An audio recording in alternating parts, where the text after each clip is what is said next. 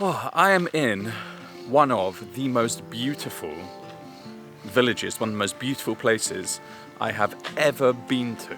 Nong Khiaw, on the river, in the mountains, really is absolutely stunning, especially in this early morning when the clouds are I guess we're in the valley. So there's a sea of mist at this time of year, hugging the mountains just above the village. It's absolutely stunning. Now it really is a little village tucked kind of in the middle of nowhere. It's about 3.5 hours on from Luang Prabang. I rode here on a motorcycle and my God, the road was bad. Not difficult, just bad. Potholes, dust, tarmac, no tarmac, lorries, dusty. Yeah, difficult. But you can take the bus or you can, I guess, hire someone to bring you up here. And so far walking around, I think you should, but we're gonna find that out as we go through the day. I'm staying at a guest house called Miksok Guest House. Very basic, don't need to show you it too much. Pretty, but basic, does what I need. Nice bed, it's quiet, good warm shower, and conveniently located. I have a bit of a challenge. I want to climb one of the mountains for apparently the best view of this place. So I'm gonna show you that, but before we start, if we're gonna do that, we need to have something to eat. So let's go have breakfast. And you can see just how rural this place is. Mud roads, potholes, puddles. There is a paved road, the main road is paved, but other than that, you're kind of as it is. And I like this, I love this. And the town is absolutely full of kids. And it's early, so they're all getting ready to go to school. You can see the kids readying for school over here, walking along. Sabadi.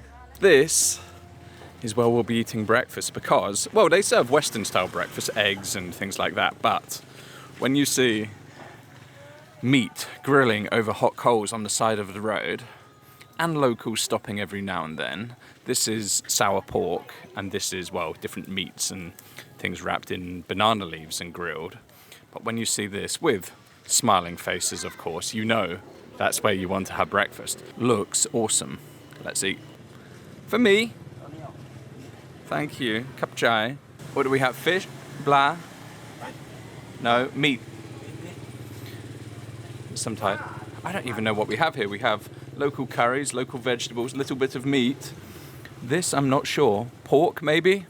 Big pot of sticky rice and friendly faces sat here eating it, offering me a little bit of sticky rice. You know you're in the village, guys. You know you're in the village when you have the friendly hospitality. I feel a bit rude trying some, but he offered, so let's try some. He's telling me this dip is spicy, so we'll take a little bit of that and a little bit of this. It looks like pork skin.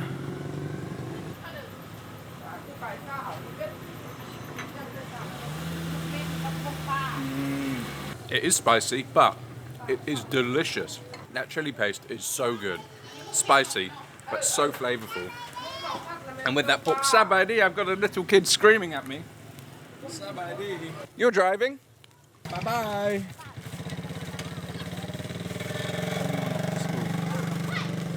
Everyone's friendly. Anyway, guys, this food is amazing. But we have to order, don't we? We can't. I'll try one more bit. I would like to try this green sauce. Seb?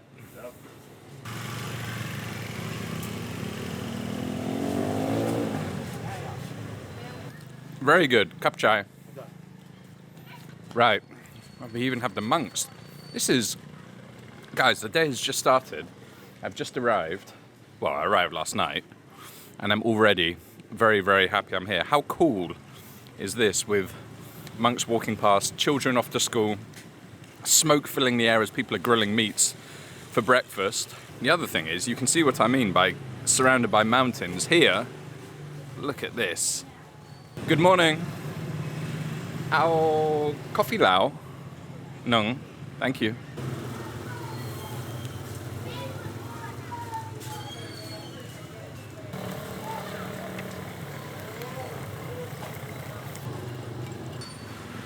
Coffee lao, which, if you didn't know, doesn't come with milk, comes with condensed milk.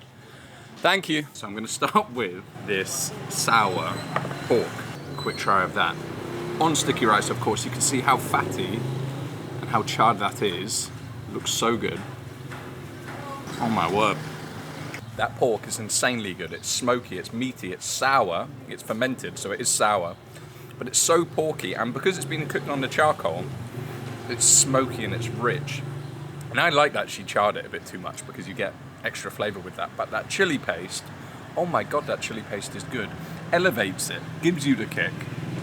Love it. What a breakfast. This is what I want to be eating for breakfast. But the locals here do cater to the tourists, so if you want to find more westernized food or more, you know, less local food, you can find it here. You wouldn't believe it, but up here is a mountain.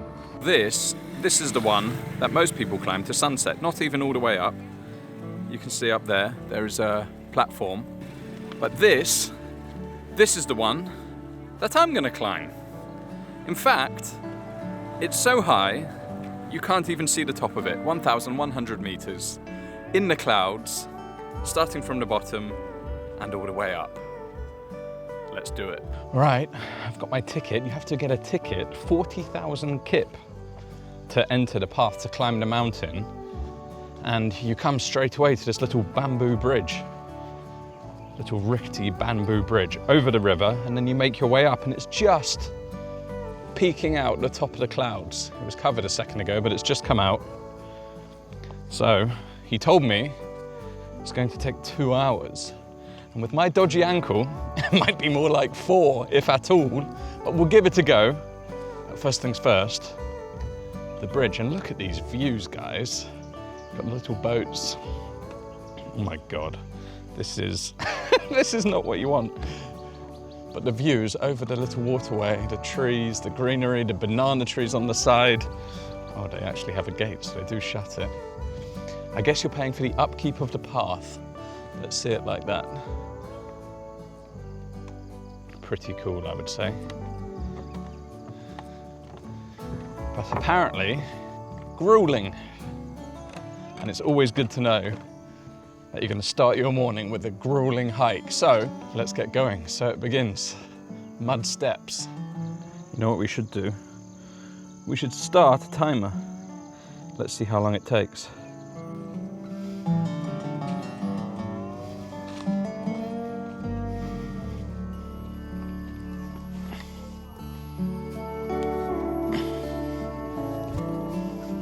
Straight away into the forest and the climb starts. You go through a few little hurdles and then we begin the ascent to the peak. Let's hope the view is going to be worth it. Who knows? There may be a reason why everyone else does the other one. Let's see if we can find out. I mean, it is stunning. You start to get the bamboo trees amongst the other trees. I am the only one here, which is also nice. I imagine for sunset, at least the other one gets a little busy because that's the popular one, of course. And there is something about being in nature on your own, and we are in nature. The birds, the insects, the mosquitoes bring mosquito repellent. But you definitely want to be doing this one when it's dry, because all of the steps, and they have cut it, so as I say, I don't mind paying 40,000 kip to hike up. When they are maintaining it, they're cutting out the steps, they're clearing the path, that's great. But you wouldn't want to do it after the rains. Oh, the temptations already. There's a viewpoint 200 meters away, Pha Keo Viewpoint, or Pha Keo, the one we're going to, 2 kilometers. We didn't start this mission to give up at the first hurdle, did we? Let's go.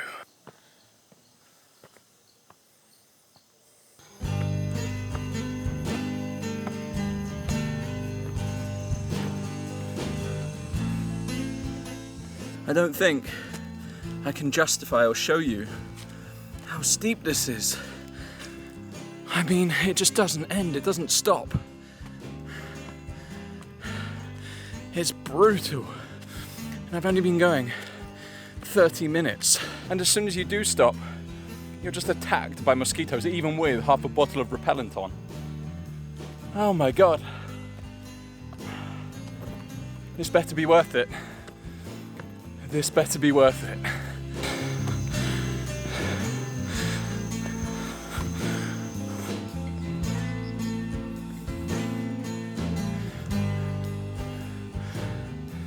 Normally, when I'm making these hiking videos, I'll put the camera down, I'll walk past it to make it look nice, and I'll go and pick it up again. Not a chance on this one. I'm doing no more than I have to. It is broken out into paradise. Look at that limestone mountain. You've got the jungle below. The village is somewhere down there.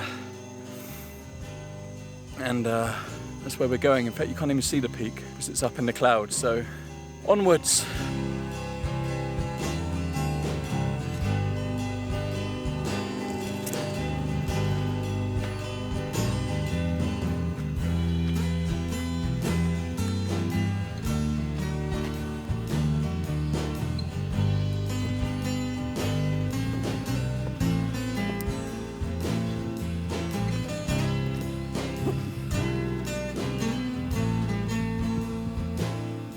I'm not gonna lie, guys, it's hard, it's brutal, it's sweaty, but being lined with these banana trees on the way up, my God, it's beautiful, beautiful, beautiful, beautiful. And you can hear some music from the town down below, but in general, it's the birds, it's the insects.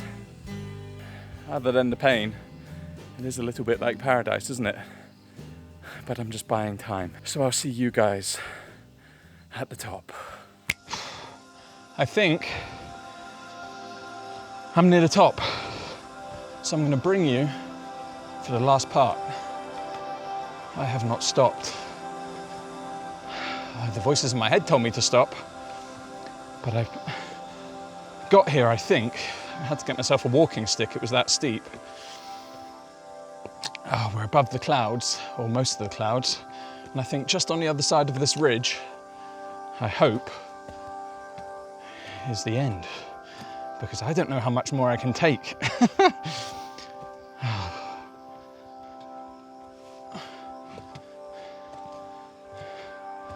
Start to get a peek at the views. Wow, sea of clouds. We've got the sea of clouds on one side. Look at that. Oh my God, that is unbelievable. But I think just around this corner, it might get even better. Oh, please be the end. I see the hut. We made it. We made it to the top. Oh my God, I can't tell you how happy I am. Oh God, that might be the hardest hike I've ever done. In this heat, in this, oh my God. Let me get to the hut and let me show you this. Forget the pain, forget the sweat, forget the mosquitoes. It got even harder on the way up, but look at this.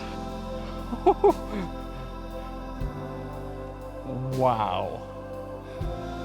Wow, wow, wow. The clouds, the mountains, the river, Nong Khiaw. This is Nong Khiaw. We walked up all the way from down here, all the way up, wrapping our way up the mountain, all the way around the back, up the ridge, and have finally made it for this view. Was it worth it? Was it worth it? The only thing I'm missing, the only thing I want is the drone. Could you imagine? Why did I leave it at home? But there's me moaning about it. Think of the poor person who hiked with all this stuff up here. Looks like there's another viewpoint over there. I don't think we'll be going for that one, guys. Wow, I cannot get over that. And how are we doing on time? I forgot to press stop. 1 hour and 20 minutes? Maybe I'm a machine after all. When I get the challenge and get into things, I went into like a trance, I think. Wow, look at that. I promise you, you're not going to find a better view than that. Anywhere. It's insane. And the sun has just started to come out. The temperature is going to burn the clouds off. This is the time you want to come in the morning, early in the morning, and try and get the sea of mist. over the mountain range. Oh, but the river, as it wraps around the mountain, this is the one over here that most people climb for sunset. Just 45 minutes, but I promise you, this one might be hard, but boy, is it worth it. I genuinely can't get over that view. I've seen some amazing views on these travels. I've had some amazing experiences, been to some stunning natural landscapes. But this one, if not number one, and it might be number one, might be top 3. Where is better than that? And the best thing about it is, I'm completely on my own. There was no one else on the hike up, there's no one else up here. Crazy. Or maybe I'm the crazy one for doing it, but if you're as crazy as me, you don't have to run up in an hour and 20 minutes. You can take your time. Most people said in the review, 2.5 hours. I guess you stop, have some water, have a snack, and you will be rewarded. You can, I guess, there's a platform, you can stay up here with a tent. I'm not sure if I'd do that, but oh boy, you have to do this one. Forget the other one, or do that one as well. Do that another day. This is the one you want, guys. Thank you to my friend, YouTuber LSWR, for inspiring me. He made a video of coming up here and I thought, why not? Why not come for this view? Hopefully this one's going to inspire you too. But yeah, subscribe to him. He makes pretty cool content around the world, eating sausages on sticks and things like that. It's his favorite food. But thank you to him. And make sure you guys do this too. Come on. Come on. Oh, still can't believe I did it. What an achievement. If anything, you get the satisfaction for knowing you did this. All right, you're gonna leave me with this view and I'm gonna enjoy it. Take my time, take it all in, without the cameras, of course. And I'll catch you guys back down in the village and we'll continue exploring Nong Khiaw. Catch you in a minute. Well guys, I survived, I mean, the way down, I thought I'd done the hard part, but the way down was even harder than the way up. And a few things of note, or a few things to recommend. 1, take a walking stick, pick a piece of bamboo up and make it into a walking stick. Trust me, you'll need it on the way down. 2, the way down is hard. Do not go fast, take your time. And 3, if there has been any rain recently, don't do it, it's not worth it. It's so muddy, it's so slippy on the way down. I was slipping and sliding, even in the dry. Yes, I don't have hiking boots, but even then I think you'll be slipping and sliding, even if you did. Anyway, I've come to a little local restaurant for a bowl of noodles, a bowl of local khao soi, Lao khao soi, very different to the khao soi I know in Thailand. No coconut milk, that's the first thing. It's a clear broth with the chili paste, with the minced meat and vegetables inside. And instead of egg noodles, we have flat white rice noodles. It looks amazing, looks spicy actually. And to make it even more spicy, you get this chili paste. I added a little bit of that roasted chili paste into it as well. Anyway, it doesn't matter what these taste like. I think they're gonna be the best noodles I've ever had after that hike. Whoa, wow, that is amazing. Very, very, very different, as I say, to the ones in Thailand.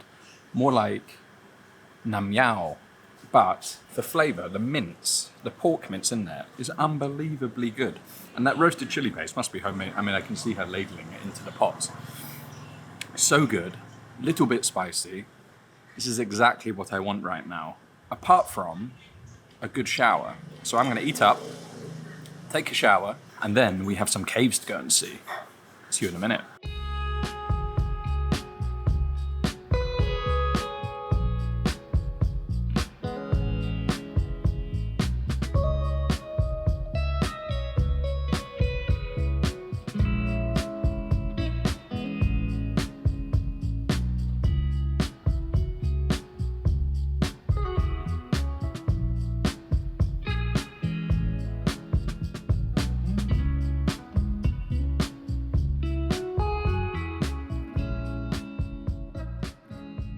I was going to go to some caves, but I thought what would be better is to share a little story with you about Laos and the region and the war, the secret war. I think, well, it's a fairly common fact that per capita, Laos was the most bombed place during the Vietnam War, which is strange. And I'm at a place which tells a little bit of that story set in the most wonderful setting. It's actually the backside of the mountain that I climbed. But this place, it's 50,000 kip.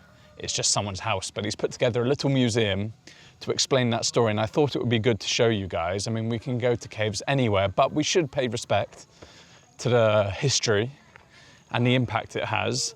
As I say, 50,000, you buy the ticket, and then you have a mini war museum, you have a restaurant here that you can eat at, there's a bamboo bridge, there's a refuge cave, there's a refuge cave, rice field farm, all sorts of things, toilets of course. So, that's how I'm going to spend my afternoon. He says I can take the bike down, so let's go. Let's try and do this. Film and ride. Coming through the villages though, there's a couple of little villages between Nong Khiaw and here. They're the real ones, guys. They're the untouched ones. I love seeing those things, seeing how people live. But the landscape, it opened into this amazing landscape. Different again, around every corner is a different landscape. Nowhere less stunning than the other though. Oh, I mean, I could have walked. I said I would walk. It wasn't exactly far, was it? All right, I might edit that bit. Oh, straight away. The gates here actually are made from old bombs that were obviously dropped. This is a cluster bomb, and cluster bomb was the most common type of bomb dropped on Laos during the war, and the problem with that is they release these little bomblets, I think is what they're called, and not all of those bomblets exploded, so it left millions of bomblets scattering the countryside, unexploded, ready for farmers to dig up and explode, people to walk over and explode, and of course there has been an effort to try and clear them up. But in rural areas, or areas that are just inaccessible, obviously it's not as easy, so it hasn't been done. There's still millions there, unexploded, and it causes all sorts of havoc. And I think this place tells a little bit of that story. So first off, I've come to the museum, and oh man, you can see the walls here, made of those cluster bombs, those munitions. And it was the USA. You can see USA painted on it. I mean, I'm sure it didn't drop with that, it's rusted, but it was the USA who was dropping these millions and millions of bombs. As I say, the most per capita in history, which is crazy when you think about it. And that is because it was the Vietnam War, and the supply lines came through eastern Laos. So the US wanted to disrupt that supply line and therefore bombed them. But if you want to put into perspective just how much this country was bombed, it was the equivalent of one plane load of bombs every 8 minutes, 24 hours a day for 9 years. That is insane.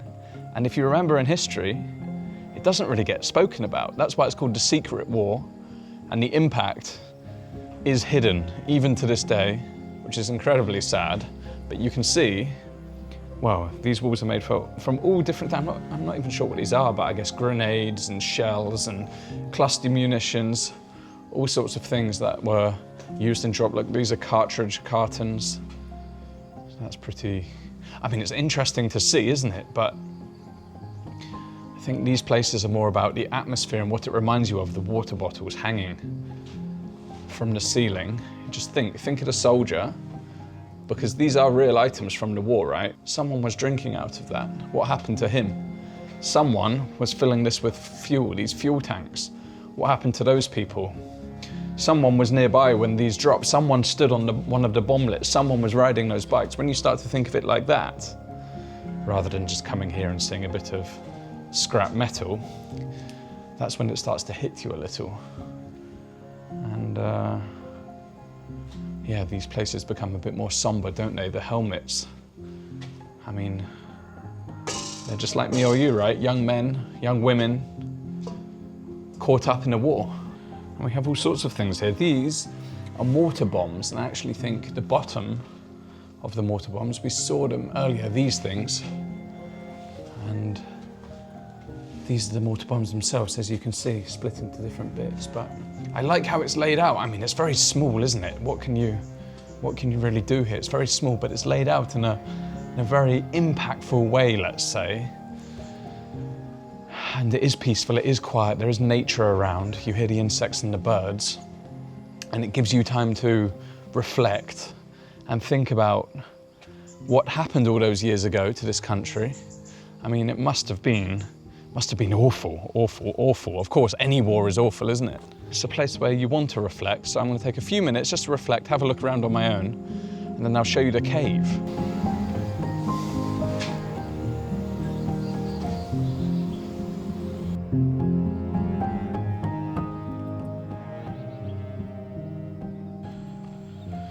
All right, on to the cave. Across a rickety old, broken bamboo bridge. Okay, all right, take two. Across a new bamboo bridge with the old one being broken. Ah, the sound of the water, guys.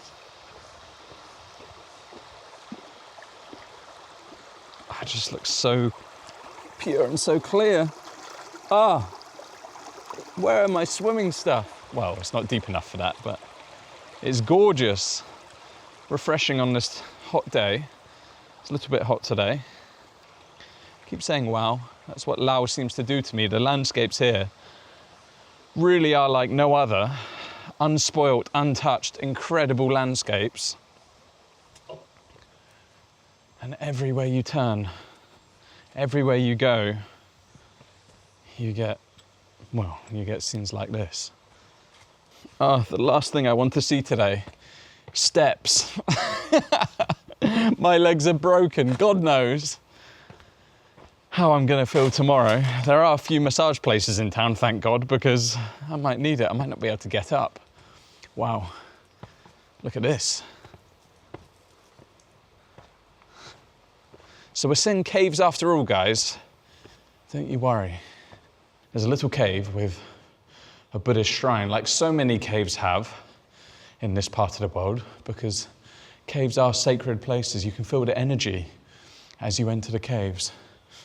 But there's a board here saying, as I said, survivors of the village told me that this cave was the best place to protect them from Air Force planes, which the USA dropped bombs from 6 a.m. to 6 p.m. every 5 to 8 minutes for 2 years on this village.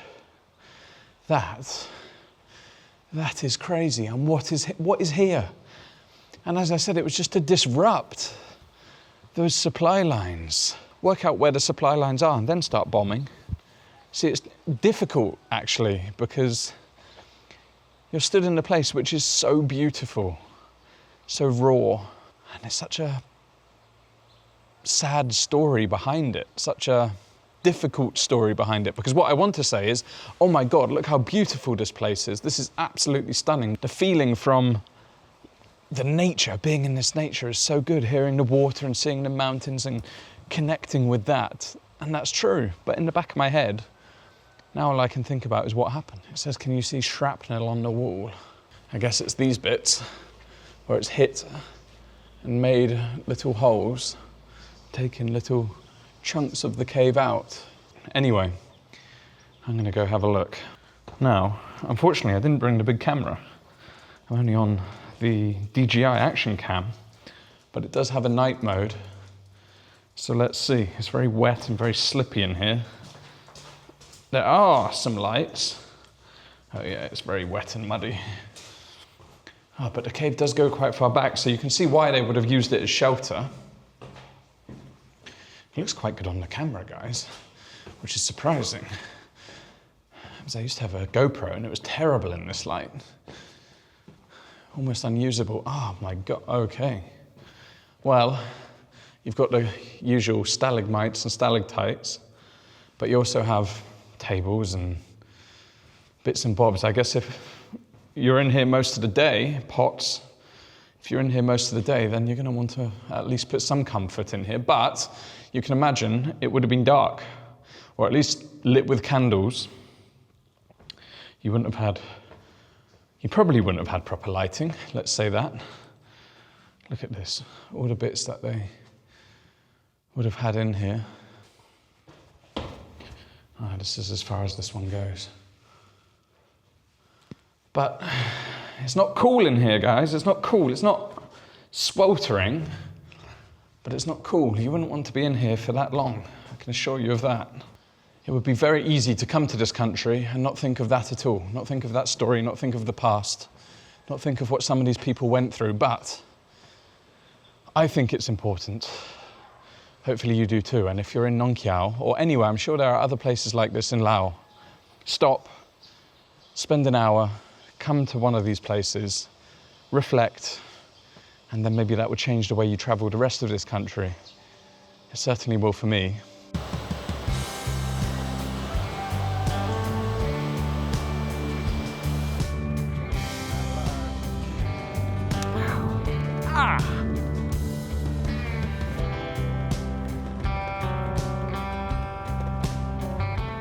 Well guys, I came out for a well-deserved drink, and to be honest, I didn't really fancy a beer after, well, let's call it a healthy morning. I went for a watermelon shake, absolutely delicious. It's at the restaurant, which is part of the guest house that I'm staying at. But as ever on travel, solo travel, I got talking to some people and drank it whilst I was talking. But the view from this place is amazing. And yes, the clouds have come over just a little bit, but we still have the Nam U River floating by, or flowing by, should we say. And the mountain that I climbed up this morning, all the way up to here, to this peak. Looking at it, even I can't believe it. My legs are still like jelly. Still pretty knackered, you can probably see it. But oh boy, it blows my mind to even think that I did that. The sunsets here, if the clouds go, the sunsets here are pretty spectacular. But what I will do first in the video, the sunset will happen before dinner. But I'll do dinner next, an authentic place, the place we had breakfast at, but amazing food. I'm gonna go back and explore more of their menu. I'll show you dinner, and then I'll show you the sunset. All right guys, dinner, and oh boy have I been looking forward to this one. I am back at Mountain Restaurant, and we're gonna try off the full menu, not just the breakfast menu. Let's eat. Menu-wise, we have an extensive menu, traditional Lao dishes, that's what I'm looking for, lab, the meat salad, Lao meat salad, som tam, papaya salad, and then things you might recognize, there's pad thai on there, there's the fried vegetables, fried pumpkin, the noodle soups, and all sorts of other delicious things on there. So let me decide, and then we'll get cooking. Into the kitchen, family affair as I said. Ordered papaya salad, so we're shredding the green papaya over here. Fresh green papaya, of course, as you would expect in som tam. And then I've also ordered it's a local beef stew, beef soup, however you want to call it. It's called olam, so that's going to be prepared over here. And I said it's family fare. You've got one of the little daughters here who is a bit shy to be on camera, so I brought her a few little snacks to bribe her. You say, Sabaidi? Sabaidi? No? She wants to, she doesn't want to, she runs here, she runs off. Very cute. Anyway, this is what I like, guys.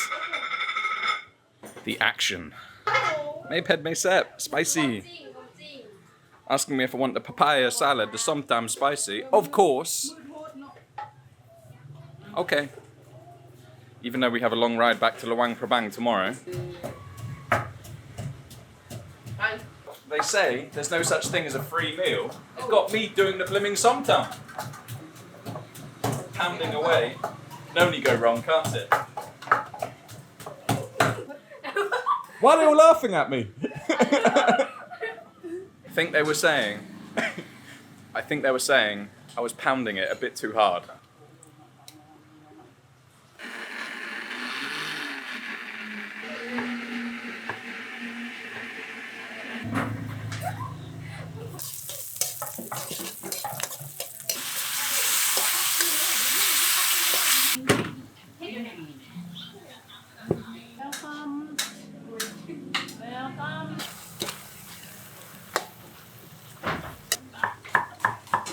ma'am.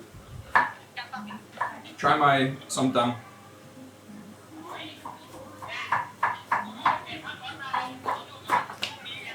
Good? Set? Set. Well, if she likes it, and it's not too spicy for her, I can't really complain then, can I? First up, we have that som tam. Papaya salad. Looks delicious. I'm gonna destroy it, sorry guys. But you've got shaved slithers of garlic on top. You've got peanuts, you've got carrot, you've got the papaya, you've got green beans, you've got little green aubergines or eggplant, if you're American. And then in there, the chilies, the lemon juice, the badek, the fermented fish sauce. It looks fresh. It looks amazing. I love, love, love these salads, and not many places do it better than Laos. We also have one of my favorite dishes in all of northern, well, I was gonna say northern Thailand, we're in Laos, but in all of this area, it's sai ua. It is Lao sausage, highly spiced, highly fragrant, grilled to absolute perfection. Looking forward to that one. And on the side of that, you have more vegetables, beans, and then cucumber as well. Of course, you cannot eat any of this without sticky rice, so we have a huge pot of sticky rice. And finally, that pork stew, or lamb mu. Very traditional up here, thickened, you can see. It started off as a broth, and then they cooked it out, and cooked it out, and cooked it out until it's thickened up with lemongrass, with spices, with herbs, with vegetables. Looks absolutely incredible.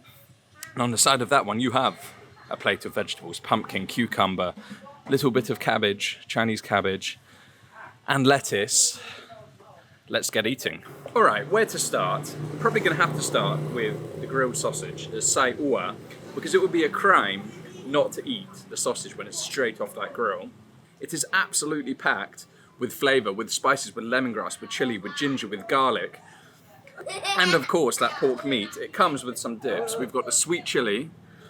I'm gonna try it in a bit of that. Oh, my God. It's so good. It's so meaty, it's so savory. And then the lemongrass, the chili, the ginger, the garlic, it all comes through. Smoky from being cooked on the grill, but apparently it's been made by the mother, that homemade touch. You can taste it. Sometimes it's too fatty, sometimes it's too oily, sometimes it's too dry. I promise you, this is one of the best sai ua I've had. I want to try this lamb, this pork stew. Seen anything like this before in Asia? It will be the first time I'm trying something like this.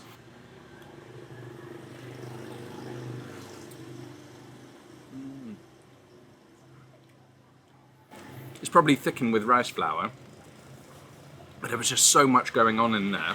And if I read correctly, it's meant to give a numbing feeling on your mouth, and that comes from chili wood stem, something like that. And chased with sticky rice.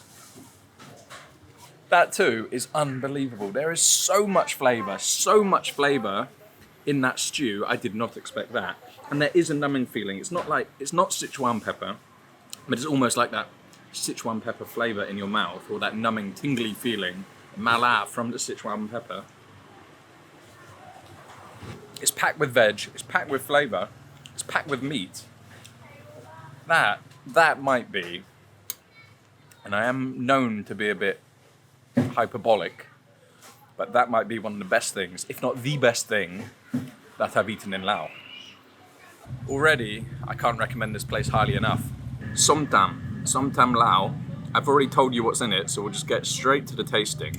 There's a lot of that sauce in there, which I love, because I love the flavour of that fermented fish sauce. You can see the strands of that papaya salad. Sometimes the papaya is ribboned rather than shredded. First you ribboned it, and then they cut it up into the smaller ribbons. I love it like this. It's so fresh, it's so crunchy. The carrot's a nice touch, a little bit of sweetness in there.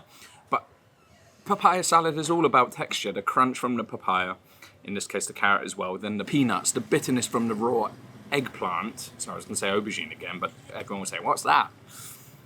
And then, of course, the saltiness from that fish sauce. It doesn't give a fishy flavour, it just gives this savoury saltiness. Sometimes, if it's too fermented, a little bit cheesy, but when it's good, this salad is the best version of papaya salad. And here, you just ask for som tam Lao, and this is what you'll get. They very kindly brought out an extra dish for me. I don't know where I'm going to put it all. I'm going to try my best. But it's called Taipan Lao riverweed. Lao riverweed. It's actually collected from the river, as you would expect. It's a bit like nori, actually. It's collected when the tide is low. It's taken, it's dried out, and in this case, it's fried with sesame on top. It's savoury. It's like nori. It's very delicious, very delicious. The perfect, I would say, beer snack. It's a very interesting flavour to it. Very interesting, very, very delicious. And then you get the pops of the sesame. If you order it normally, it comes with a chili paste. But yeah, really delicious. Didn't think I'd be eating Lao River weed, but always up for trying new things.